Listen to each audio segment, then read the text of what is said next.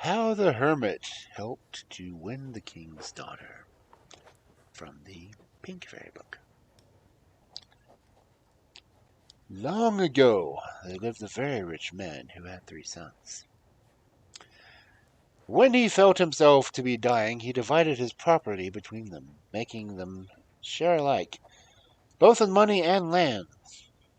Soon after he died, the king set forth the proclamation through the whole country that whoever could build a ship that could both float on land and sea should have his daughter to wife. That's easy enough. The eldest brother, when he heard it, said to the other, "I think I will spend some of my money in trying to build that ship, and as I should like to have the king for my father-in-law." So he called together all the shipbuilders in the land and gave them orders to begin the ship without delay. And trees were cut down and great preparations made, and in a few days everybody knew what it was all for. And there was a crowd of old people pressing around the gates of the yard where the young man spent most of his day. "Master, give us work," they said, "so that we may earn our bread." But he only gave them hard words and spoke roughly to them. "You are old and you have lost your strength. Of what use are you?" Wow. And he drove them away. Then some boys came and prayed to him, "Master, give us work." But he answered them, "Of what work will you be, weaklings as you are? Get you gone." And if any presented themselves that were not skilled workmen, he would have none of them. At last there knocked at the gate a little old man with a long white beard, and he said, "Will you give me work so that I may earn my bread?" But he was only driven away like the rest. The ship took a long while to build, and cost a great deal of money, and when it was launched a sudden squall rose, and it fell to pieces. And with all that, all the young man's hopes of winning the princess. By this time he had not a penny left, so he went back to his brothers and told his tale. And the second brother said to himself as he listened, "Certainly he has managed very badly, but I should like to see if I can't do any better, and win the princess for my own self." So he called together all the shipbuilders throughout the country and gave them orders to build a ship which should float on the land as well as on the sea. But his heart was no softer than his brother's, and every man that was not a skilled workman was chased away with hard words. Last came the little bearded man, who fared no better than the rest. When this ship was finished and the launch took place, and everything seemed to be going smoothly, a gale came up, and the vessel was dashed to pieces on the rocks.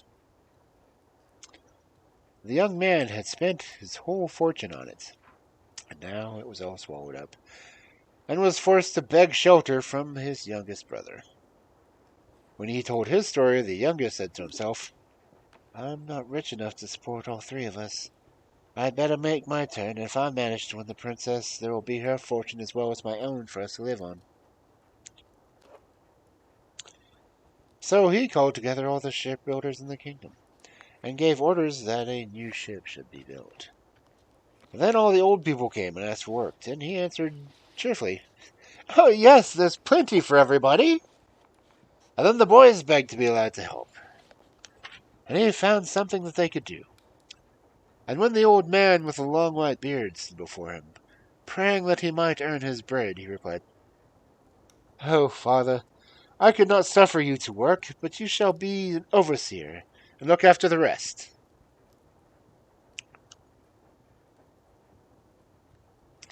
Now, the old man was a holy hermit, and when he saw how kind-hearted the youth was, he determined to do all he could do for him to gain the wish of his heart.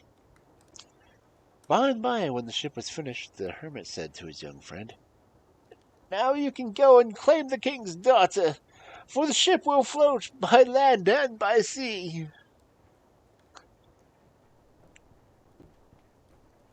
Oh, good father, cried the young man, you will not forsake me? Stay with me, I pray you, and lead me to the king. If you wish it, I will, said the hermit, on condition that you will give me half of anything you get.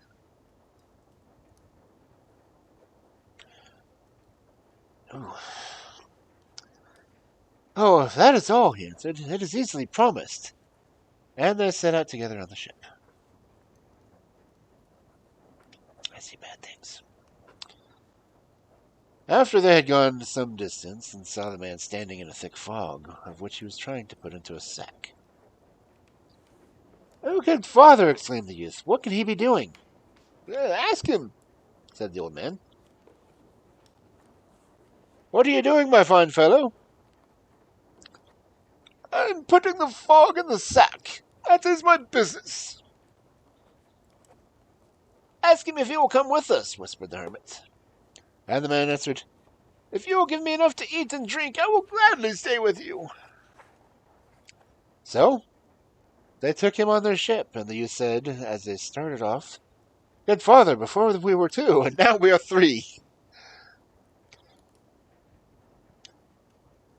After they traveled a little further, they met a man who had torn up half the forest and was carrying all the trees on his shoulders. Good father, exclaimed the youth, only look! What could he have done that for? Ask him why he's torn up all those trees. And the man replied, why, I've been gathering a handful of brushwood.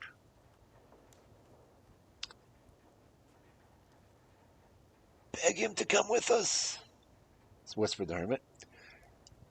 And the strong man answered, willingly, as long as you can give me enough to eat and drink. And he came on board the ship. The youth said to the hermit, good father, before we were 3, and now we are 4. The ship traveled on, and some miles further they saw a man drinking out of a stream till he had nearly drunk it dry. Good father, said the youth, just look at that man. Did you ever see anybody drink like that? Ask him what he does, answered the hermit. Why, there's nothing very odd about taking a mouthful of water, said the man, standing up. Beg him to come with us. And the youth did. With pleasure, as long as you can give me enough to eat and drink. And the youth whispered to the hermit, good father, before we were 4, and now we are 5. A little way further, they noticed another man in the middle of a stream who was shooting into the water. Good father, said the youth, what can he be shooting at? Ask him. And the man replied, with all my heart, as long as I get enough to eat and drink. What? Skip the section. Try that again. Ask him. Hush, hush, cried the man. Now have you frightened away. In the underworld sits a quail on a tree, and I wanted to shoot it. But that is my business. I'm a bit of everything. Ask him if he'll come with us, the man replied. No racket. With all my heart, as long as I get enough to eat and drink. So they took him into the ship, and the young man whispered, good father, before we were 5, and now we are 6. Off they went. And before they had gone far, they met a man striding towards them, whose steps were so long that one foot was on the north of the island, and the other was down on the right. Good father, look at him. What long steps he takes. Big feet. Ask him why he does it, asked the hermit. Oh, I'm only going out for a little walk, answered he. Ask him if he'll come along with us. Gladly, if you will give me as much as I want to eat and drink, he said, climbing into the ship. And the young man whispered, good father, before we were 6, and now we are 7. But The hermit knew what he was about, and why he gathered these strange people into the ship. After many days they had reached the town where lived the king and his daughter. They stopped the vessel right in front of the palace, and the young man went in and bowed low before the king. "O Majesty, I have done your bidding, and now is the ship built that can travel over land and sea. Give me my reward, and let me have your daughter for wife."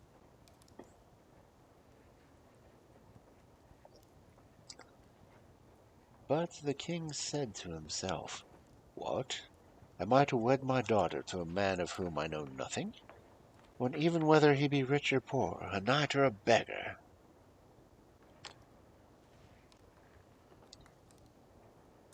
And he spoke aloud. "It is not enough that you have managed to build a ship. You must find a runner who shall take this letter to the ruler of the underworld, and bring me an answer back in an hour." "That is not in the bond," answered the young man. "You will do as you like," replied the king. "Only you will not get my daughter." The young man went out, sorely troubled, and told his old friend what had happened. "Silly boy," replied the hermit. "Accept his terms at once, and send off this long-legged man to the letter. It will take it there in no time." So the youth heard and leapt for joy, and returned to the king. "Majesty, I accept your terms. Here is a messenger who will do what you wish." The king had no choice but to give the man a letter, and he strode off, making short work of the distance that lay between the palace and the underworld. He soon found the ruler, who looked at the letter and said to him, "Wait a little while I write the answer." But the man was so tired with his quick walk that he went sound asleep and forgot all about his errand. Oops. All this time the youth was anxiously counting the minutes till he could come back. He stood with his eyes fixed on the road down which the message had come. "What can keep him long?" he said to the hermit, when the hour was nearly up. Then the hermit sent for the man who could hit everything he aimed at, and said to him, "Just see why the messenger stays so long." "Oh, he is sound asleep at the palace of the underworld. However, I can wake him." Then he drew his bow and shot an arrow straight into the man's knee.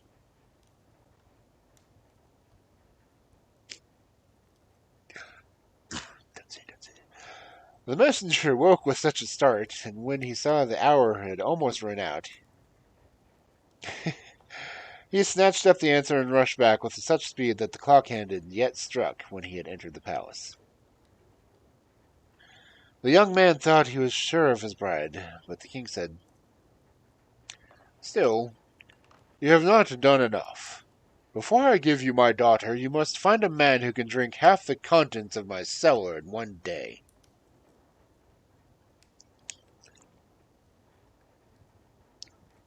"That is not in the bond," complained the poor youth.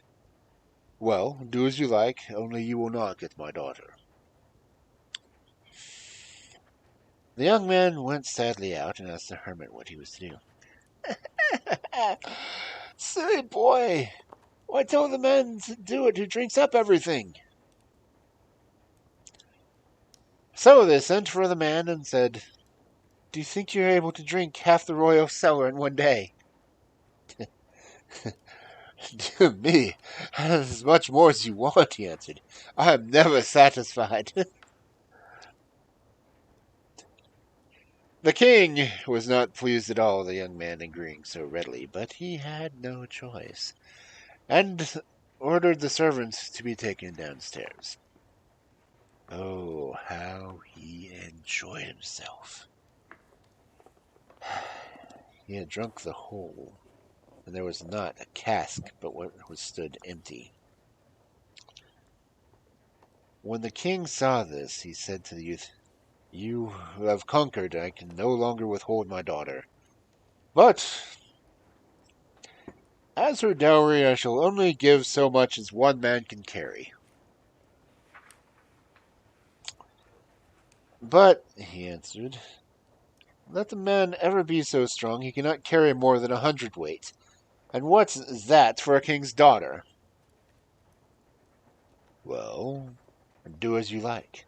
I have said my say. It is your affair, not mine. The young man was puzzled and did not know what to reply, for though he would gladly have married the princess without a sixpence, he had spent all his money building the ship, and he knew that he could not give her all she wanted. He went to the hermits and said to him, the king will only give me for her dowry as much as a man can carry. I have no money of my own left, and my brothers still have none either. Silly boy! Why, you only have to fetch the man who carried half the forest on his shoulders.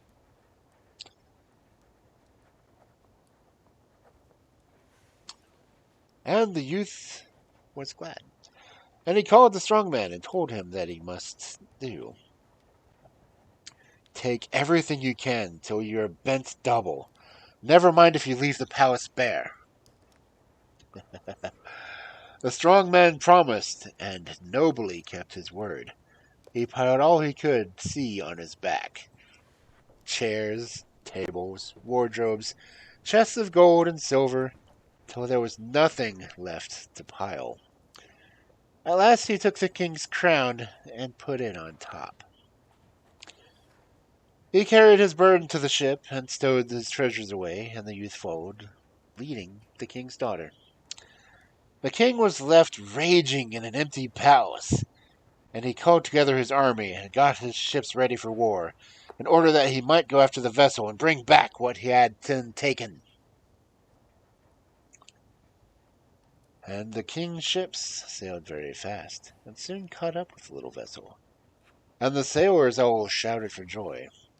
Then the hermit looked out and saw they were nearly were, and he said to the youth, "Do you see that?"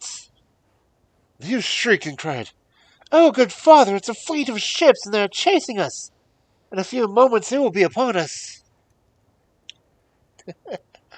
The hermit bade him call the man who had the fog in his sack, and the sack was opened, and the fog flew out, and hung right around the king's ships, so they could see nothing. So they sailed back to the palace and told the king what strange things had happened. Meanwhile, the young man's vessel reached home in safety. "Oh, here you are once more," said the hermit. "Now you can fulfill that promise you made me and give me half of all you had."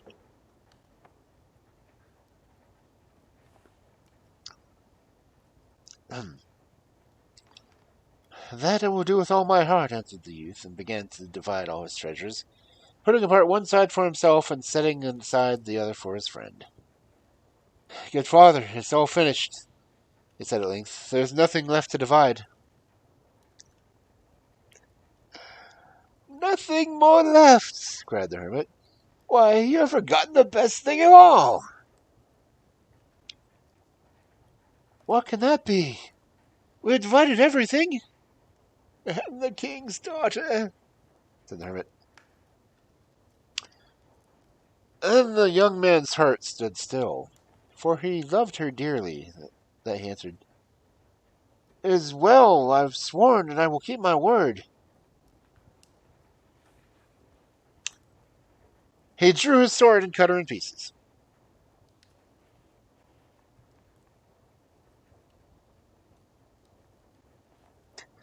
When the hermit saw that he held his honor dearer than his wife, he lifted his hand and cried, "Hold! She is yours and all the treasures too. I gave you my help because you had pity on those who were in need. And when you are in need yourself and call upon me, I will come to help you."